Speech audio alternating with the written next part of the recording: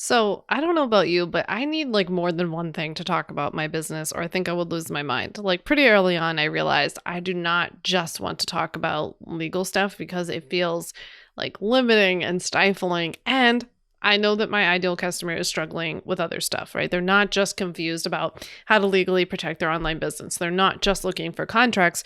They're also trying to figure out, how do I build my email list? How do I build my audience on social media? How do I get more clients? When's the right time to raise my prices? People have the same questions in my community beyond just like, what kind of contract do I need? And I know that we can get bored of our like straight up content, like whatever it is that relates directly to what you do, or like the very specific niche of the area of what you do. And that was definitely the case for me. But we also are losing, I think, a big opportunity when we don't speak to other concerns and questions that our ideal client has. But there's a way to do it. I think there's a way to do this right so that you don't confuse people, so that you don't spend too much time talking about this other kind of content, and so that you can still, at the end of the day, become known for something, because that's really important when we're marketing our businesses, is that we become known. Our name becomes synonymous with what we do. I think it's a great way to show that you really get your ideal clients in talking about your content in an umbrella method fashion. And that's really what I'm going to focus on today, is teaching you what I call the umbrella method of content. So this is something that I actually brought up and taught in November's From Startup to Sold Out Masterclass series. And I felt like there was almost like a collective like sigh of relief in the virtual room when people were like, oh, I don't just have to talk about exactly what I do. And it felt like such a sense of relief, right? And I hope that today, after this episode, you'll walk away feeling like you at least have a strategy, right? You know me, I'm always thinking about the business strategy here. So everything has to make sense when it comes to your business. But there is a way to do this that actually supports your business, not just like, oh, this isn't going to hurt my business. It will actually help your business. I want you to remember that when I'm talking about other things in your business, other than the very like core, offer that you have, like me not talking only about legal, for example, I don't want you to be like interested in talking about other things because you feel like you're just saying the same thing over and over. You've probably heard people say this before, but it is true, so it bears repeating. If you're repeating yourself in your business, then you're doing something right? You're saying the same thing over. It means you're being consistent. That's how we're really going to set the foundation for you in your business, for you to become known for something. And so I remember a mentor of mine about a year or two ago had said, you've become synonymous enough with like what you do in your community that people know that you sell legal stuff, that that's what you're there to talk about, that if you want to do a training on like building your email list, or a little like quick tip on Instagram stories, it's not going to impact your business, right? The actual thing that you sell and that makes you money. So it's really important that we spend the time actually cultivating and building and strengthening this foundation of really getting comfortable with repeating ourselves, with becoming known for something, and for really coming at it from so many different angles.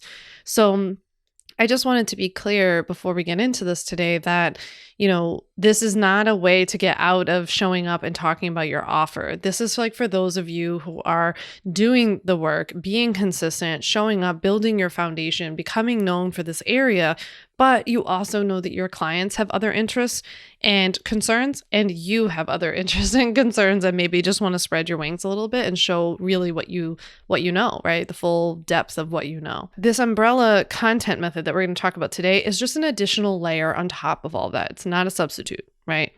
So we are going to transition into talking about what is the umbrella method. What the heck am I talking about when I say the umbrella method of content?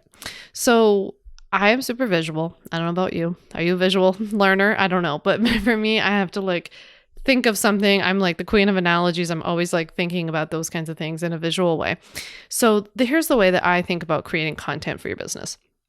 I think that your ideal customer is like a person standing holding an umbrella, right? And your business is essentially the umbrella. And the main handle of the umbrella is really the core content pillar. So in my case, this would be legal for online businesses, for online coaches and service providers. So we'd be talking about contracts and website policies, registering your business, business insurance, taxes, like all of that stuff would be under the main foundational handle type thing, the strong wooden handle of the umbrella. And the person that's standing there is my ideal client. I have a very, very good idea of who that person is and what they're struggling with and what they want instead and what their hopes and dreams and desires are and all of that kind of stuff. And I'm really there to be that umbrella to be there and to cover them and to get them that foundational knowledge that they're primarily coming to me for, right? They probably have other problems in other areas of their life. They definitely have other problems in other areas of their business, but that's really what they're coming to me for, right?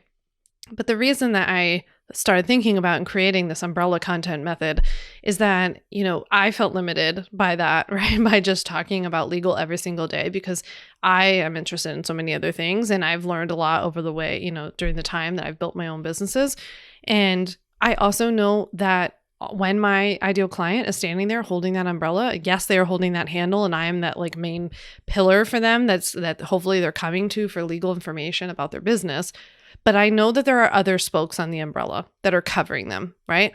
And so some of these other spokes, like I've alluded to, might be social media, or like how to build on social media, how to get more clients from social media. It might be copywriting. It might be building an email list. It might be all different kinds of things, how to run group programs. Like there are all different kinds of topics that are still under this umbrella that my ideal client is struggling with or has questions about or wants to learn more about that aren't related to anything that I offer necessarily, but they are related to my ideal client. My ideal client is still struggling with that while also struggling with the legal piece, right?